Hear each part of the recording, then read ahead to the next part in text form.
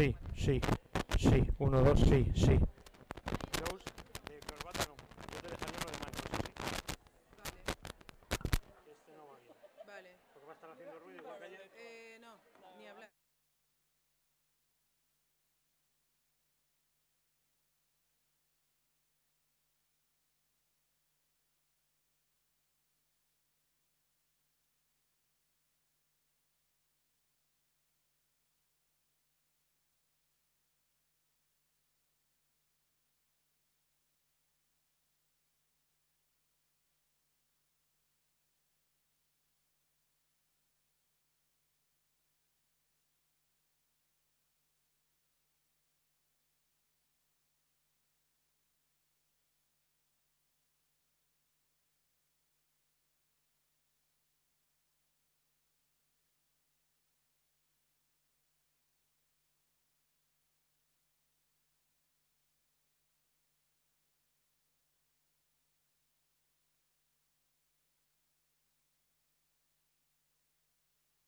Thank you.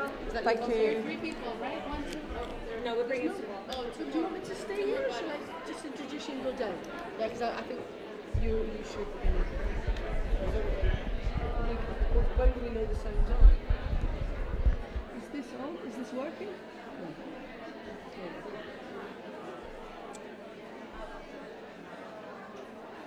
Have you had a chance to relax? Yes. Good, yeah. nice. Yeah. See a bit yeah. of Madrid? Yeah, well, I was in Alcalá on Monday, Tuesday, Wednesday. Went home on Wednesday. Oh, lovely. Yeah, because I do some teaching there, and I was examining this PhD there as well. Yeah. So, Does he or she pass? Oh yes. Yes. With flying colours? Yeah, it was clear on assessment. Oh, wow. Yeah. Yeah. So your speciality is obviously Coyle. It is, but.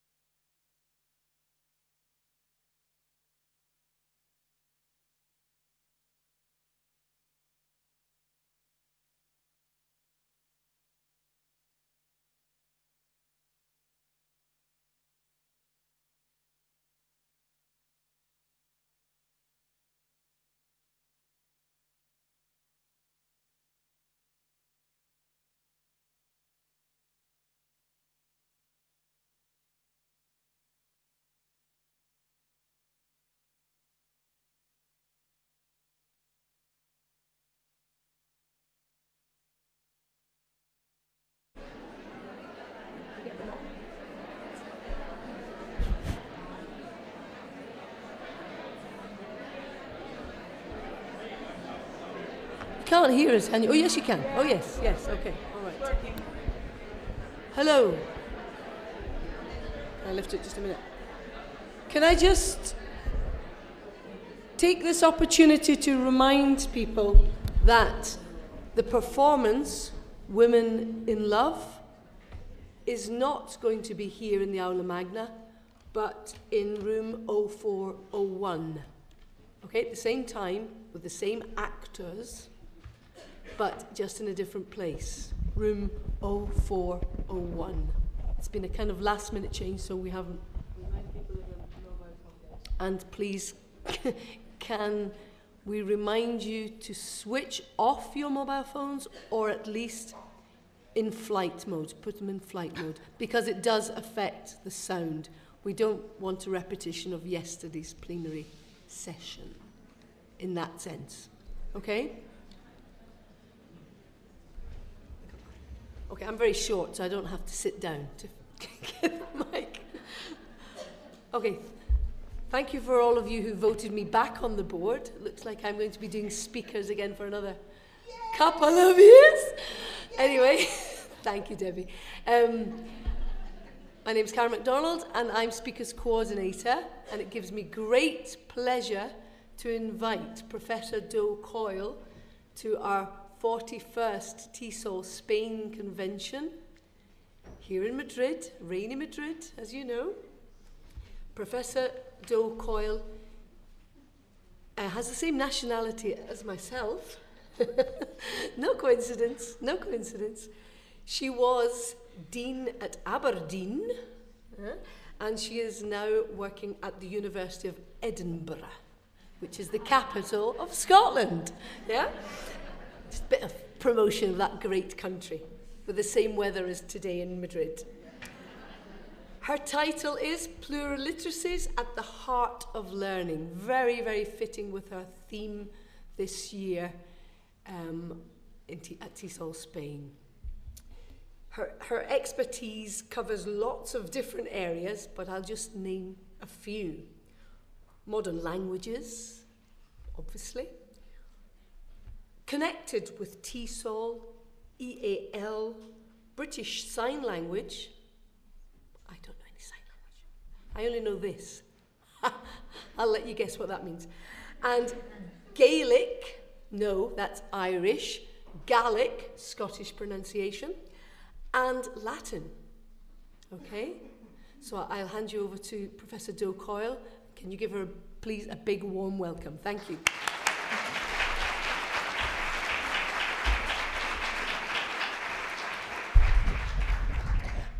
First of all, I'm really, really compromised because I've got a choice because of the technology.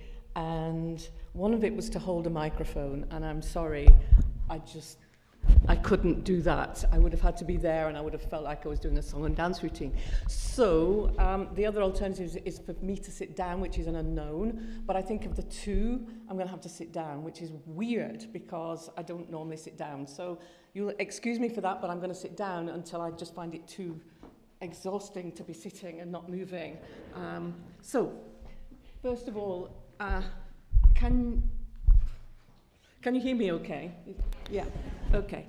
So thanks so much for the invitation. It's great to be back. Earlier on in the week I was in Alcalá, working with some students there and examining a PhD thesis in assessment for CLIL.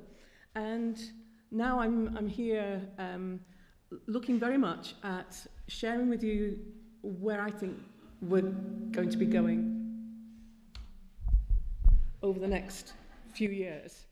And what I'm particularly struck by is the rate of change, and anything that I say is not in any way either threatening or is it meant to be denigrating any kind of brilliant practice that's going on in the language world at the moment.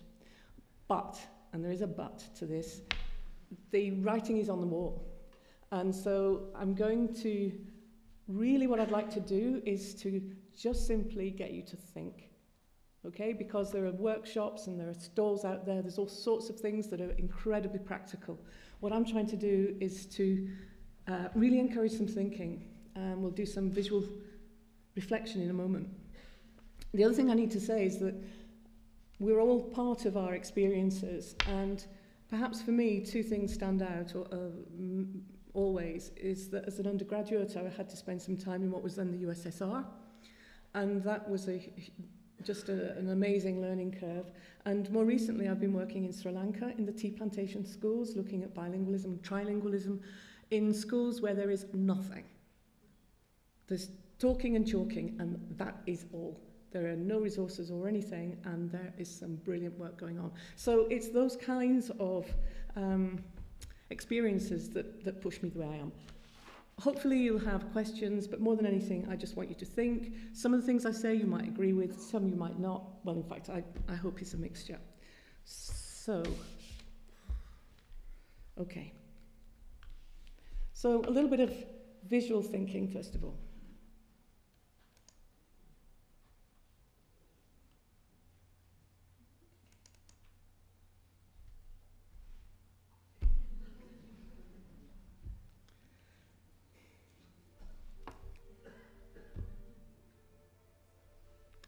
This is on the computer.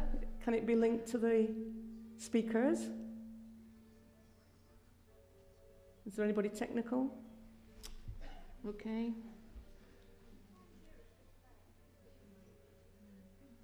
If not, we'll just carry on, but if there's anybody... Okay.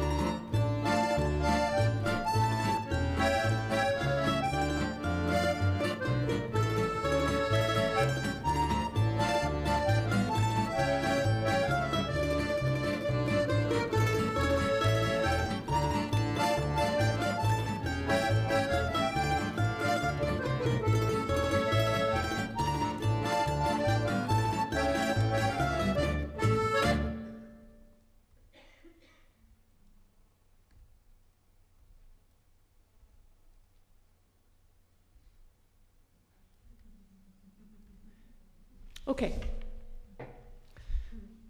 So we're living in a very changing world, and we know that. And we also know that education is also very slow to change. And so what this is around is looking at where the changes are going to make a difference. And anywhere in the world, if you talk to teachers, they're committed, and what they want to do is to make a difference. And yet we're not always making that difference because of some of the constraints that we're working in. Stephen May in 2014 published a book called The Multilingual Turn. And there it was all about the shifts. And here I'm talking about the shifts that are happening because people are making them happen. Not always political shifts, although obviously we're in the middle of all of those as well. And in his book, he dedicated it to Corson. And he was talking about either revisionism or revisionism. And I think the two are quite different. And this determined nature of interdisciplinarity. Can I just mention interdisciplinarity? If you look at any website for any university, they talk about interdisciplinarity. And I actually prefer transdisciplinarity, because interdisciplinarity is when we're bringing everybody together. Transdisciplinarity is when we're creating new knowledge through bringing everything together. And I think that is where we need to be going. Then we've got terminology everywhere. Okay, and these new labels keep on appearing, and when you really, really unpick them, it's very much the same, but different from what went before. And then now we've got what he calls super diverse contexts and multilingualism as the new form or new norm in applied linguistics. And where SLA is no longer second language acquisition, but sociolinguistic analysis. So there are spaces that are appearing between SLA, TESOL, and bilingual education. And therefore, what I'm very interested in is how we're redefining language and language education, and what kind of pathways we are working through. So, if we look at 21st century education, people talk about 21st century education. For goodness sake, it's 2018. You know, it's not something in the future. We're already in it, and we have been for some time, and it's always talked about in this mystique as the 21st century. Well, you know, research tells us a lot about language. We know about it, and it also about learning and about language learning. And it also tells us that pluricultural and plurilingual norms are becoming established everywhere, okay? And then if we look at UNESCO's 4 pillars of education, what I don't think we can afford to do anymore. We can't have hermetically sealed bubbles. We can't have the silos. And if we're looking at language learning and language using, then we're looking at learning. And if we're looking at learning, we're looking at the whole being and the whole sense of education. And the 4 pillars for UNESCO are learning to know, learning to do, learning to live together, and learning to be. And those, for me, that's what kind of drives me on towards looking at what is going on in classrooms. And then if we look at looking at language in learning, simple but rich premise, language is at the core of education and is fundamental for deeper learning and sustainability. And here I am involving everybody, all learners, apart from a very small minority where there might be some physical or cognitive disability. So, all kinds of things have been happening that have been responding to changing what we mean by language learning. And so, over the past few years, or the past few decades, we've had task-based learning, then we had assessment is for learning, we have inquiry learning, we have content-based instruction, we have CLIL, all of these. But, you know, I see the whole thing as a continuum. And on one side, you've got very much your content-oriented learning, and on the other end, you've got your your language learning orientation. And it is a continuum. And what we're looking at is what happens when the two get closer and closer. And so for me, integration is absolutely fundamental to what we're doing, whether we're a language teacher, a physics teacher, whether we're a home teacher, whether we teach kindergarten, whether we teach adults, it makes no difference. What we're looking at is how we integrate learning to make it meaningful.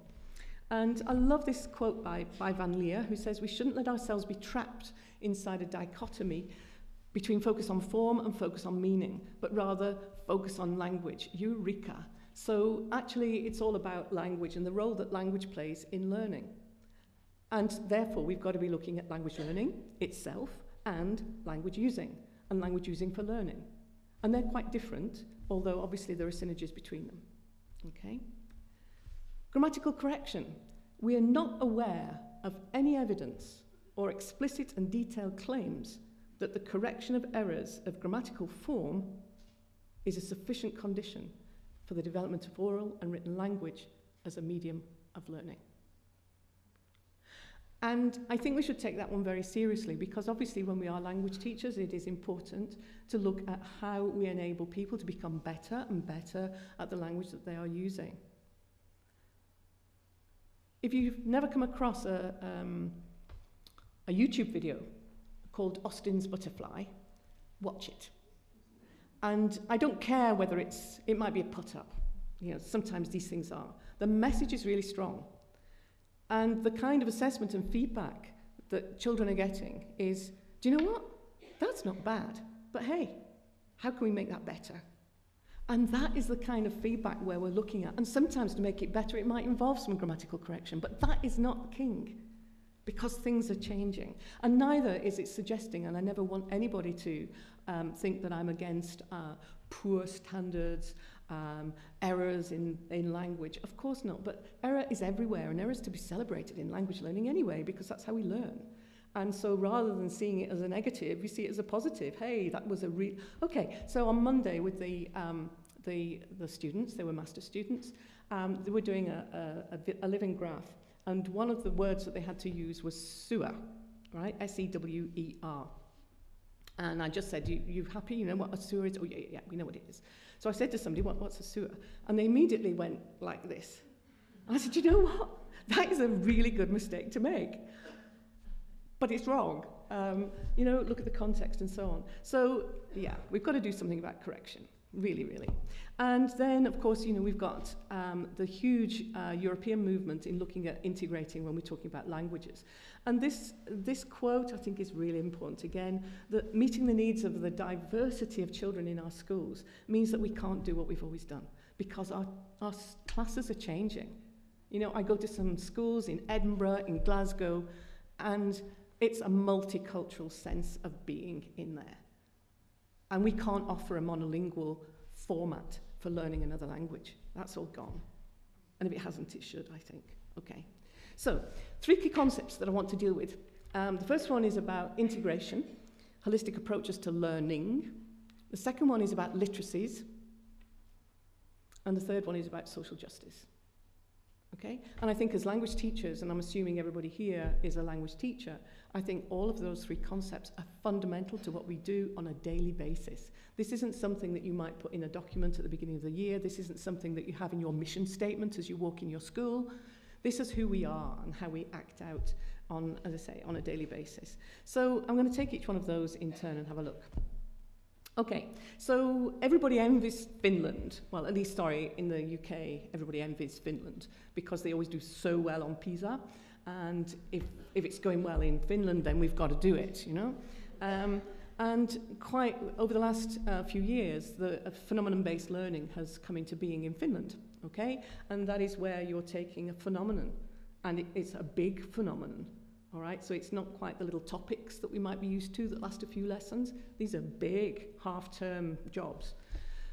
And everything is, or the whole curriculum is around that phenomenon, okay?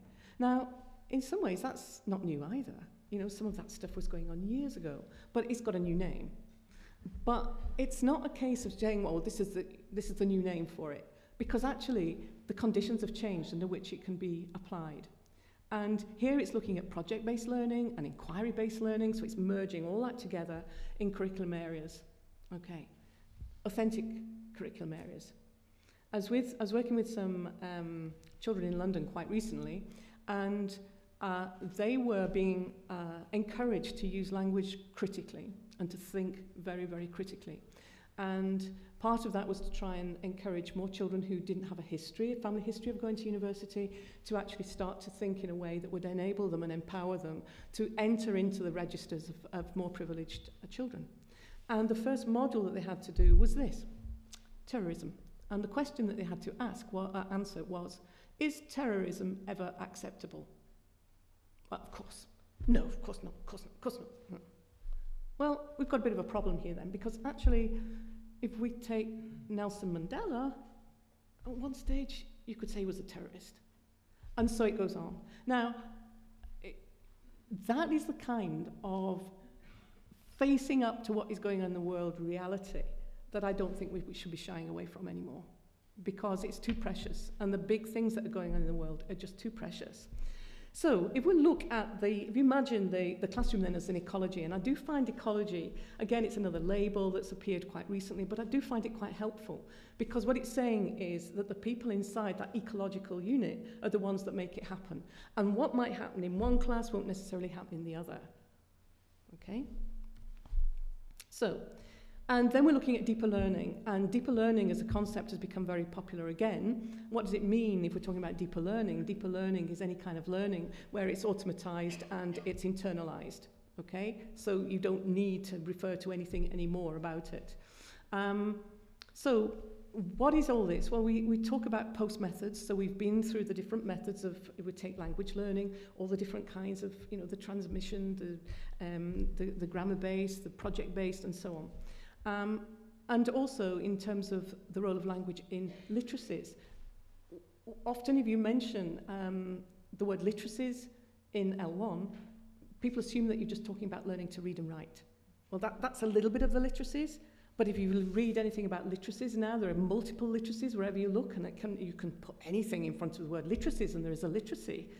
So then we've got BICS and CALP, and I'm sorry, but I have to say something about BICS and CALP, because it just drives me wild. So we've got BICS, so it's okay, everybody does BICS, and it's okay to do BICS with beginners. And then when you're really good, you can go on to CALP, and CALP suffers from the A word that's in there. If there was any other word in there that wasn't academic, it would be good. But oh no, CALP is when you... Now, let me ask a question. Have you ever really tried to do BICS? BICS is complicated, all right? So you can go into the pub, you can go into the cafe and talk about who scored the results of what you saw on the football match last night. However, if you get into analysing the positions and that's complex language. And it's a different register and it's a different genre from academic language. But for goodness sake, let's stop this nonsense that you first of all get all your BICs sorted and then you're good enough, you can do your CALP. That is ridiculous. You start your CALP, which is for me a learning language, you start that the instant that you walk into school, and some children start it the moment they're born. Okay? So it's how we manage the two together, because they both require, and that's where literacies lies. To me, you know, that's the heart, rather than this separation out. And then, of course, with the European movement, this is old now. The fact of bringing everything together and starting to look at a holistic concept of a language, which we are having to do, because we no longer have monolinguals who are learning another language sitting in front of us. Okay. So that's all to do with the languages of schooling, and I can strongly recommend Garcia and others who talk about the literacy practices and the identities that go with it. Okay? I remember when I moved to Scotland. Actually, I'm not Scottish. I'm English. And when I first moved to Scotland, I thought, oh, culturally, no props here. Okay? And so I was trying to get into a room at the university. This was in Aberdeen, and it had a keypad on. So I said, you know, what's the combination to get in there? Aye, it's the Battle of Bannockburn. So I said, well, I'm really sorry, but I don't know the date of the Battle of Bannockburn. I didn't do that in history when I was at school. And, you know, it's all this cultural stuff about who we are and how we've got to celebrate who we are. And the fact that you're adding 2, 3, 60 other languages, it's not going to make a difference. It's going to enrich us. It's never going to be a threat to who we are inside. So there's a lot about mindset here, and there's a lot about growth and that transforming growth that needs to happen. You know, what do you see there? You know, is that your rabbit? Is that, you know, what do you see? Okay, you see what you want to see, and you get rid of the silos. So, language is a resource, okay, and we're dealing with it. We're experts because we're language teachers. So it's a resource, and we have to use it. And then it brings up all the stuff about translanguaging and whether or not it's, even though we're teaching a language, it's a monolingual setting, because that's what you do. You don't have any recourse to other languages. Then we've got grammatical chronology. I'm sorry, but I need to learn, I need to use the past tense pretty quickly. I don't need to know the paradigm, I need to know how to use it really quickly. And if you're doing any kind of project-based learning or phenomenon-based learning, I am sorry, you've got to have a mixture of tenses as you need them. And this is where they come into functions, and I'll come on to functions in a minute. So grammatical chronology can't be the determinant anymore. It used to be, you know, it was all neatly set out, what you could and couldn't do in levels of difficulty, and whoever created them, I'm not quite sure. But to me, the very first word that I would ever use in all the classrooms that I've ever taught in a foreign language would be the first, not what are you called, how old are you, how many brothers and sisters have you got? It's the word why. Because if you've got the word why, it means you've got to ask questions. And if you don't have the resources to do that in the language, you start to do it in a mixture, but you're investing in the kind of language that you need. And so if we get it right, integrated approach, I mean, how many times have you heard this? If we get it right, there's never going to be a right in education. But anyway, integrated approaches are about effective learning and serve as a model, I think, for monolingual L1 learning, which is where we have an absolute trump card. I've used this slide an awful lot in different formats, but language is our greatest learning tool, and it's a learning tool, and it's a communication tool. And we've got to integrate both of those. And sometimes it's the same thing, and sometimes it's not. All teachers are teachers. I'm going to come on to this again in a moment. I confess, in books and things that I've written, all teachers are language teachers. Just hang on to that for a moment. So, an integrated approach to language using is for all learners in all languages. If it's integrated, it doesn't matter how much of that language you know, Because part of the job of the learning environment is to enable you to access enough language to be able to learn your content. And whether your content is something very simple or something very complex, it makes no difference. So language learning and language using are not monolingual processes. And this one I love as well, that actually, you know, we can't separate out content and language. You can't, because if you're expressing something appropriately, then that's part of the way that you express it. And part of what our job is to enable our learners to understand different register, different genre, different functions. Not only the writing frame that starts off with how to express an opinion. I think that ... I think that is so easy. That is the easiest thing to learn, I think that. It's all the ... that comes after, you know? And so the writing frames are fine, but really, you know, So, yeah, okay. Right, many of you have seen this, or you might have seen it, and it was a conceptual framework for CLIL. And wherever I go now, I always confess to how it was actually created. And it was with a whole lot of Spanish teachers who were over in the UK at the time. It was when I was at the University of Nottingham. And we were doing stuff with bilingual education, and we realized that we needed something visual as a tool to help us put everything together. So we were on our hands and knees, literally, with flip chart paper, pens, and that is what came out of it. We had no idea at the time that it would go viral, and I have another confession to make as well. I didn't really know what the language through learning is. I'll come on to that in a moment. So, it's true, I'm being absolutely honest. Look, let's get this sorted.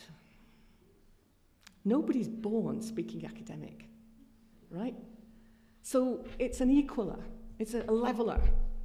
Equaler. Not even sure that that's a word, anyway.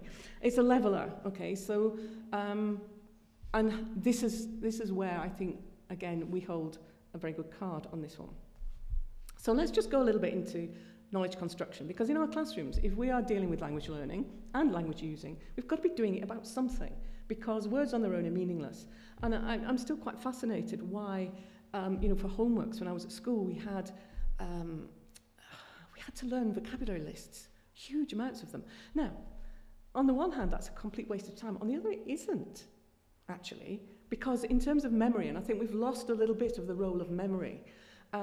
You know, when I see trees and when I see flowers, from somewhere way at the back of my head, the names of these things come up, all right? So, yeah, what is the content of what you're doing? We've really got to think this. We've got to solve this one once and for all. Because thinking of knowledge construction require very different kinds of language. There's different kinds of knowledges, and there's different kinds of language that go with them. And they don't automatically depend on grammatical knowledge. And we know a lot. There's so much been written in the TESOL world about discourse-rich classrooms. We know the importance of dialogue, dialectic tasks. We know all of that. We know. Yet there's an awful lot of questioning that I see when I go on visits to schools that are really closed answers. This is the other one that, again, we kind of developed with the teachers, and this was looking at the 4 C's for an integrated curriculum, and it was then saying, well, let's focus on language. And if we think of language as language of, for, and through learning, that will be helpful, because everybody does language of learning really well. So if it's topics and so on, the essential phrases and key vocabulary, they're taught and they're taught well. Okay, no problem. However, when it's language for learning, it's that concept when the planning is being done, and it's got to be we've got to do lesson planning differently. Lesson planning, don't get me on this, but lesson planning is ridiculous, because what we're saying is that within the space of an hour, you've got to do this learning, that's your intention, and that's your outcome. That's crazy, you know? I mean, sure, we need to plan learning, and we need to plan the learning events, but then we've got to unpick it. We've got to go backwards, and we've got to think about what the task sequence is. And I'm sorry, but 60 minutes or 90 minutes won't necessarily do it. So language for learning is all the language that you need in order to carry out your tasks and activities. And unless you have that, so the latest thing is talking to your shoulder partner. Okay, talk to your shoulder partner and discuss. If you don't have the language of discussion, which is appropriate to the cognitive level that you're at, even older students will be using silly language that is way, way, way beyond, beneath where they really would be if this were in L1. Okay? And if we're not careful, we get into I like it because I like it mode. And, you know, that language needs to be taught. And sometimes it needs to be practiced. I mean, I always think about the pianists. You know, those of you that might play a musical instrument. What do you have to do every day? Well, you have to do a bit of practice. And, you know, I do a lot of dancing. What's all that about? Well, it's about muscle memory. You know, so we need to do this kind of stuff. But then we've got to apply it and practice it. Anyway, my confession comes with language through learning. And at the time we knew that it was something to do with the more that you learn, the more that language had to evolve and develop, okay? Language through learning, however, more recently, it's become very, very clear that language through learning is around the kind of discourse that is needed, the functions that you need in order to get more and more sophisticated in terms of the language that you are using. And all of us, every single person in this room, is connected with that language using because we want our learners to use language appropriately. Okay, so it took a bit longer to come.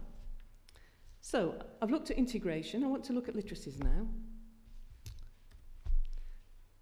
As teachers, we have to focus not only on literacies as communication, I'm reading this, meaning for others, social interaction, but also on literacies as a form of representation, right? Something that supports our thinking, our deep thinking.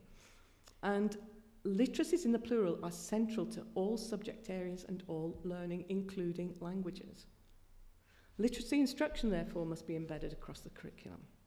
Now, this is where I come back to when I said all teachers are teachers of language. Bullock Report, 1975. It was a big report at the time, and now it's a long, long time ago. And basically, there's nothing now that's changed. And what Bullock was saying in the report is that learning is a process of meaning making, and that language using is building your meaning making. Now, I think as language teachers, we've really got to say that to ourselves over and over again, that is what that's the business that we're in. But actually, Bullock wasn't interested in modern languages or other languages at the time. He was talking about L1, okay? So, if you say all teachers are language teachers, if you said that to a physics teacher, they would recoil in horror, okay? Why? Two reasons. They will have in their own head what a language teacher does, and that will be based on their own experiences. And secondly, it will be a case probably, and I'm not denigrating physics teachers, but it would probably be, this has got nothing to do with me, this is to do with physics. You know, I teach physics. And this is where you are so needed now. And it's not, I mean, I've seen some ridiculous things written about how language teachers should be teachers of subjects. I mean, it's as silly the other way around. I mean, as a generalist teacher, you'll do physics and so on in primary school. That is very simple and general. Nobody would be expecting you to start teaching physics to 15 and 16-year-olds. But it's about that understanding of academic discourse and subject literacies that is missing in L1, and it's missing in the training of teachers. I'm involved in a study at the moment whereby looking at in universities, they have language centres. And the language centre is often for overseas students to make sure that they have a sort of a good grounding in academic register.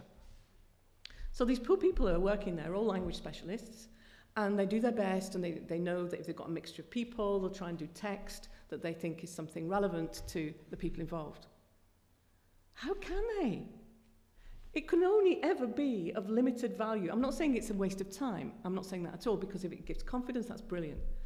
But you can't get inside the head of a mathematician if you're not a mathematician, because mathematicians use text and language in a completely different way than a social scientist. Okay? So, I've stopped saying it, and I've actually written that in the 2010 book. I think I probably said all teachers are language teachers. I take that back. I think instead what it needs to be is that all teachers need to be language aware, or aware of the discourse, the literacies of their subject, okay? Because that's how it all connects. And, you know, there's some brilliant stuff out there on multilingual learners and academic literacies, but please, please never feel that academic is only around those who are destined for higher education. You know, it is really about younger learners as well. So, we're connecting the curriculum learning with language learning and language using. What goes in the middle? It's cognitive discourse functions, and everybody, it's as bad as CALP is cognitive discourse function, because it sounds very grand. It's not at all. So you just stick with functions, although that is slightly different from the functions and notions that were around in the Council of Europe in the 70s and 80s. So what is a discourse function? It is something that enables you to put together the language that you need to form your concepts. Okay? And it's very specific. So in other words, you need, as the teacher, to understand what the concepts are and what goes into making up the concept, and then you analyse the language that's needed to go together. And that's what every single teacher, including language teachers, needs to be able to do. However, it's mainly language teachers who have that capability, because that's where their expertise lies, in analysing language and knowing the way that language works. And genre and so on. You know, we've got to be dealing with all of this stuff. Yeah, I'm going to move on to this. So, to language is a verb, by the way. I also read somewhere quite recently that culture is as well. So, you know, hey. So, languaging is now become absolutely fundamental. What do I mean by languaging? I mean, languaging is where you ask an individual pupil to put into their own language, their own words, not your words, their own words, what they think they've learned. Now, just think about that, either in a language classroom or in any other kind of classroom. What kind of language do you need to be able to put into your own words that discourse? And where do you get it from? Who's going to teach it to you? So, languaging, all right? So you've got naming. I mean, you know all this stuff. Describing, defining, explaining, all of that. We've been doing it for years. You know, how to say X, Y, and Z in a foreign language. But as long as it says how to do this in a foreign language and doesn't connect to the actual content of what it is, we're kind of missing it. It can only be general.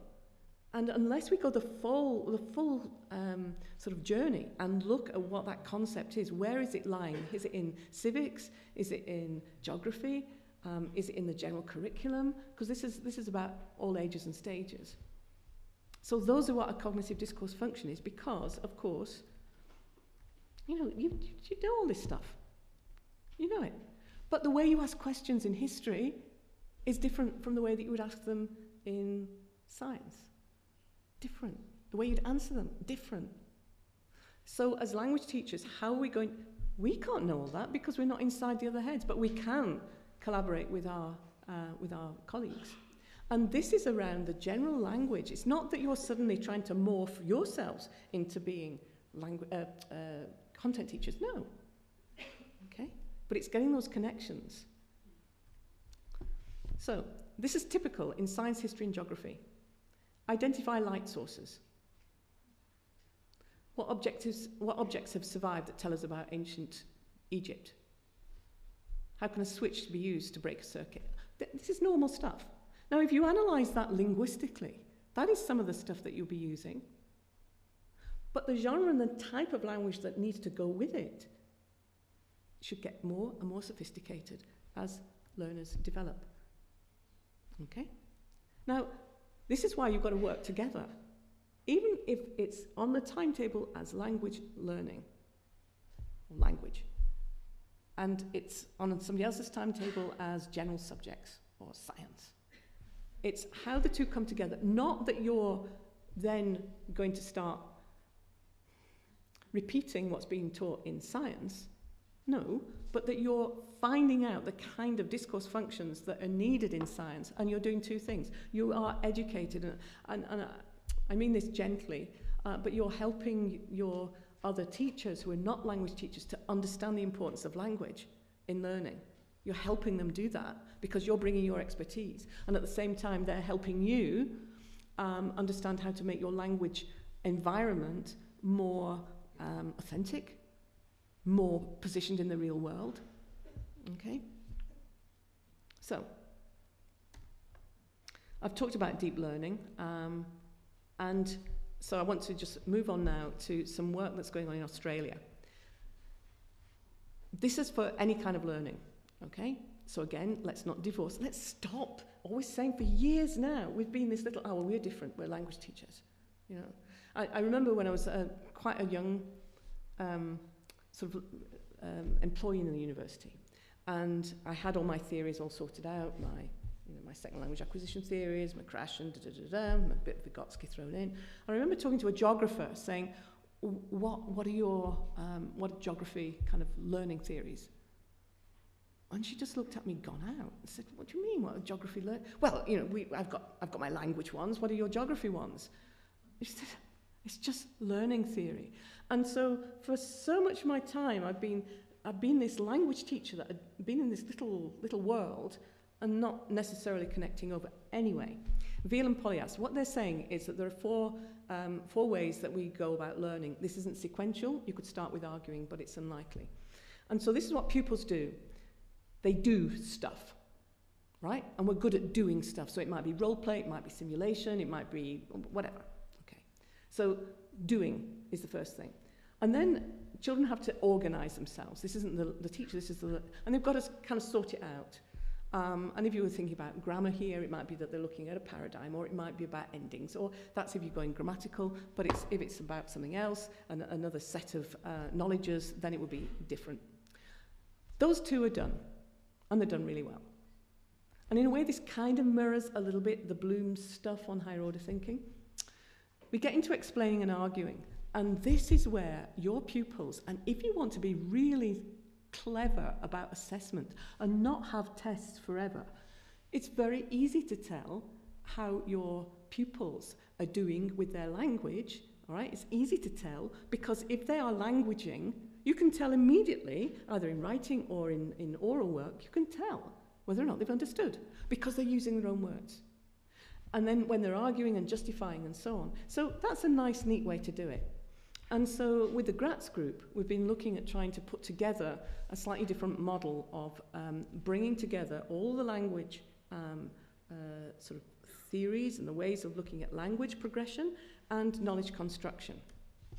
Okay, so that's a Duplo little car, and it goes. Why does it go? Because there are 4 wheels and it's constructed. Okay, so that's really good. If you don't give, though, if you only give me 3 wheels or you only give me 2 wheels, it's not going to go. And so basically what is happening as we go along, your little Duplo car, and this is, say, with Duplo-aged children and learners, it doesn't move, it doesn't go.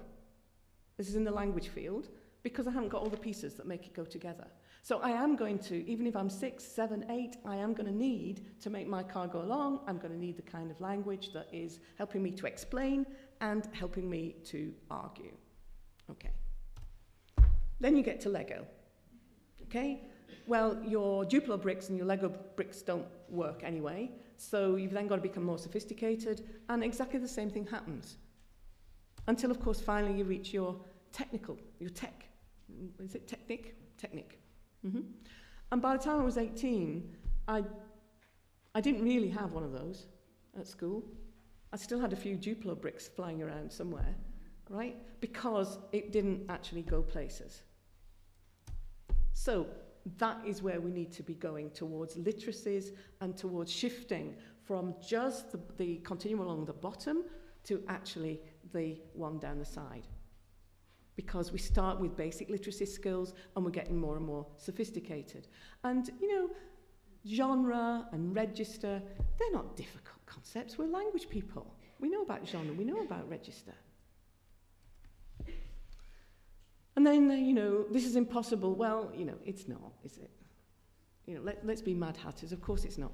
So really, I suppose what I'm saying here is that language teachers, as language teachers, working with other teachers is where we need to go.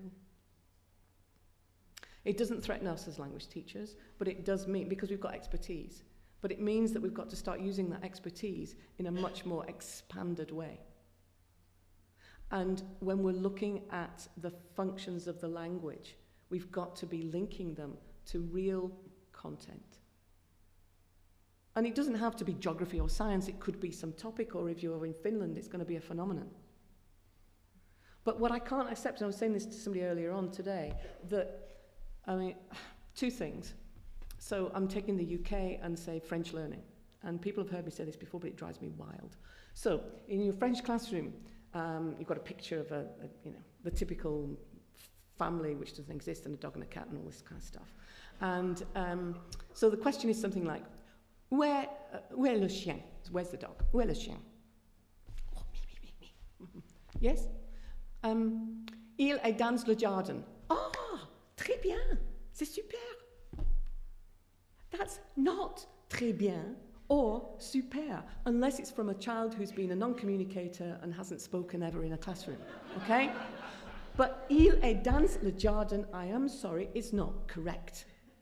And this is where I think we've got to get better at what we mean by correctness and how we're dealing with error. So, going back to Austin's butterfly, it would be, you know what?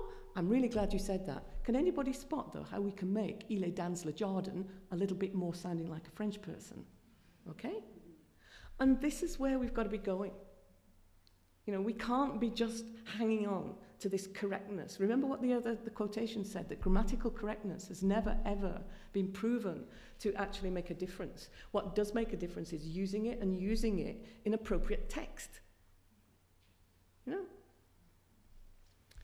I really felt my age, I suppose, with one of the students on Monday, and they were trying to work out what they would do as follow-up activities. And one of them was, they were doing some work on, it was on like a racial issue. And the follow-up activity was tweet what this is about. And I'm thinking, wow, do you know, that's a really good activity, because they've just, I believe that they have, I'm not really a tweeter, I have to confess, but they've just expanded the amount of characters, okay? So if you've got a limited amount of characters, then how are you going to work with that? Well, to me, that's the kind of stuff that we need to be doing with our learners. How are you going to be able to express something in a very small amount of words? And it's like haikus, isn't it? I mean, I'm sure you've played around with haikus. They're lovely. And you're just seeing all these kids doing all this, and that's where you're really focusing on the language. But at the same time, it's no good being able to tweet something wonderfully if the message has no meaning. If it's an il est dans le jardin, it's just, So as language teachers then, where we are is working towards being the specialists, but actually now having to move into a different way. We've got to be teachers of learning, okay? And we always have been. I mean, I say we always have been, but it's got to be connected now, because the learners need that.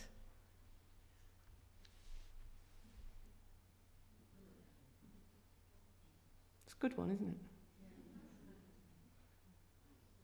How many do you see? It's good. And of course, the other scary thing is, it depends, you see. I can only see one. I can't see both of those. I find that quite hard. But, however many people there are in this room, you'll be taking away different messages. And, I always laugh, and I've probably said the same thing myself, when I'd go into the staff room and say, but I've taught them the perfect tense and they don't know it. Actually, though, there is no causal relationship between teaching and learning. If only there were, our schools would be brilliant. But I might have taught it, but they've not learnt it, so get real. Do it in a different way and all this kind of stuff, okay? So, 5 big questions. What do I want my learners to do? And remember, there's doing, there's organising, there's explaining, and there's arguing. And that's very simplistic. And it's not chronological either, because learning's messy. It certainly doesn't happen in 60 minutes worth of time or 45 minutes worth of time in the way that curriculum people in our schools think it does. So what do I want my learners to do and to know? What conceptual level is the most appropriate? Now, we've got to get asking those questions. At what conceptual level? It is not appropriate for me when I go to a secondary school in Britain, I see on the wall a poster for sustainability, and on there is a beautifully drawn seal. Seals are always good because the French word for seal is interesting. So you kind of, so there's this seal. If you don't know, it's a fox, but there we are. Unifoc. But that's not good enough. If we're doing a poster about sustainability, where are the big questions that are being asked? We can't be asking those simplistic questions to anybody other than 4, 5, 6-year-olds. And so where is the content of what we're doing as it is linked with language becoming more and more sophisticated, and as we want our learners to be more and more literate across languages? How do I want my learners to demonstrate their understanding? I want them to tell me in their own words, and that will give me a wonderful opportunity to know whether they've learnt it or not, without necessarily having to do tests and quizzes and da-da-da. How do I know they know, and how can I assess progress? How do I enable learners to reflect on and take ownership of their learning? Right, so when do we have learning conversations? We did an experiment with some young children, and they were learning detectives, okay? And so they'd worked out, what do detectives do? Well, they go around and ask questions, they collect evidence, and they make judgments, okay? So this is in a language classroom. The children were small. And they were rushing around with their pens and pads. The sophistication, actually, of their articulation of what learning was when it happened and what the evidence was remarkable. And it was in their words, of course it was. But it was about the learning conversations. So where do we put in learning conversations? Had an interesting conversation with somebody earlier on about flipped classrooms. And knowing, through using the technology, where individual learners are. When we're doing a new topic area, do we ever say to the learners, well, what do you want to learn? And how can we make sure you learn it?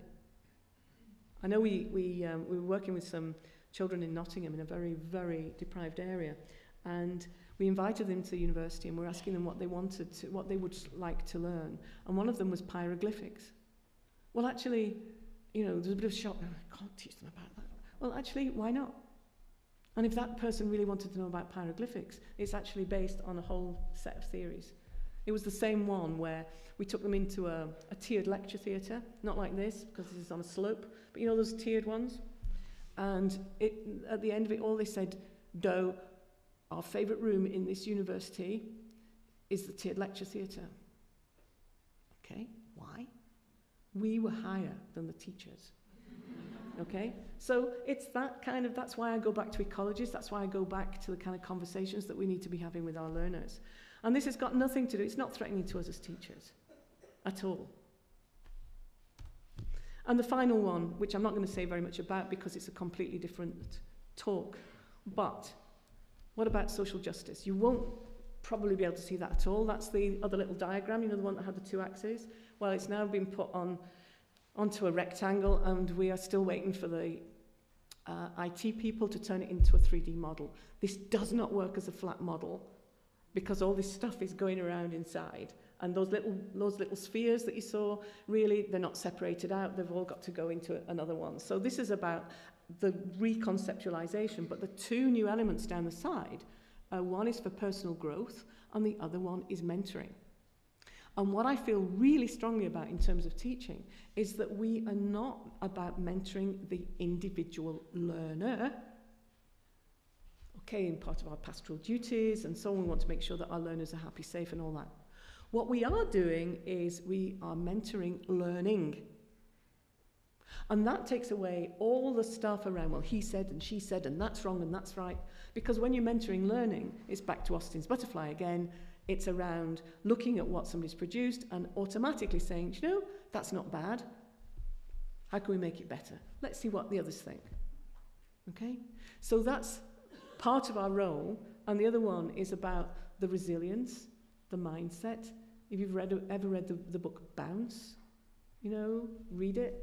And it's all around how these really exceptional people have spent so much time practicing and being resilient. And it's this resilience, you know, when the going gets tough, it's that kind of stuff that we've got to. Now, if the learning is motivating, if it's about something that is relevant, that resilience is supported. So, I'm going to read this slide because this is really what I wanted to, this is my message, okay? So by putting pluriliteracies at the heart of our approach to learning, and the pluri, remember, is being literate in more than one language. I was in, sorry, I'm digressing a little bit again, but I was in a school in Switzerland, and it was through the medium of French, but nonetheless it was language, and the language teachers there were very, very traditional, except one.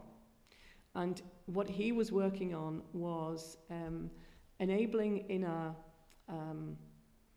language class to take very, very sort of rigid, a very kind of traditional language program, and the children really wanted to know about the Goths. All right, so that was the favorite topic. So he was doing stuff with Goths and how he managed to get the children, and they were 12-year-olds, to creatively write this text, their own text, who were working in groups, about the Goths was phenomenal. And I actually heard these children, and what he'd done was he was finding out what kind of literacy work they were doing in English. And, you know, hey, what? A connector in French is a connecteur, you know? So that's not too difficult. And I was actually, you know, on the video, these kids were talking about les connecteurs, blah, blah, blah, il faut faire ça. Because il faut faire ça is, you've got to do it. And once you know how to say il faut faire ça, you're saying it lots and lots. So they were actually doing this stuff. And that was within the confines of an incredibly rigid approach in terms of the school and exams and tests and so on. So we not only focus on enabling and empowering the learner to purposefully communicate with each other. You know, where's peer assessment gone in all this? You know, I've been working with some teachers up in the Shetland Isles, and they realized that when they were giving feedback to their learners, the children were only looking at the score. All right, well, that's human nature, isn't it? Just look at the mark. Okay. And she was spending time giving them feedback in terms of writing. They weren't looking at it. So what she started to do was to airdrop, because they all had their iPads, okay? So she would she would airdrop, that's the correct thing, yeah. She would airdrop oral feedback. So they had to listen. And actually, it took her no longer to do oral feedback and then press a few buttons on her iPhone and get it going onto the children's iPads than it was to write it all out. And they had to listen. And the upshot of that was that the learning conversations were really very, very good. So, purposefully communicating across languages and cultures. What about all those classrooms that you saw pictures of in the early bits? You know? It's not a deficit model. If you can already speak a language or two languages, why is it a deficit? Where's all that come from? But we also promote language's essential role in shaping our students' thinking and learning. And at the core lies developing cognitive potential and owned knowledge building. So, message one, all teachers should be language aware, not language teachers. Okay. Message two, literacies are crucial for all ages, stages, ages, and languages. Message three, dialogic classrooms. Language rich, they've got to be able to language. And the last one, responsibility. We've got to analyse, we've got some work to do now quite quickly. And it's not that somebody up on high is giving us these policies. It's what's going on in our classrooms that's saying we can't carry on doing the monolingual work, even though it's in a foreign language. We can't carry on doing that anymore because our children are changing. They're bringing with them histories and identities and cultures. Okay? So it's really coming up from the children and the children's voice in all of this. Yeah. This is my last slide. I use it a lot because I love it. If I had a world of my own, everything would be nonsense. Because it is, isn't it, really? I mean, we live in a crazy world. Don't even mention Brexit. Nothing would be what it is because everything would be what it isn't. And contrary-wise, what is, it wouldn't be. And what it wouldn't be, it would. You see? Thank you.